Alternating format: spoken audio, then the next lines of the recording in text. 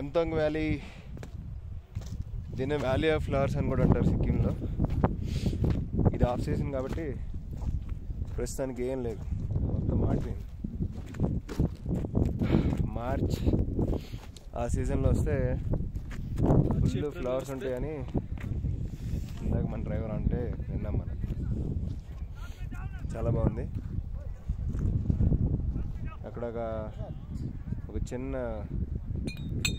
ఒక బావి కూడా ఫ్లో అవుతుంది, వాటర్ ఫ్లో. చుట్టూతా మంచు కొండలు ఉన్నాయి. బహుశా మార్చిలో స్నో కొంచెం తక్కువ ఉంటుందో ఎక్కువ ఉంటుందో తెలియదు, కానీ ఇక్కడ ట్రెక్కింగ్, వాకింగ్ ఈ వ్యాలీలో చాలా బాగుంటుంది. ఎంతంగ్ వ్యాలీ.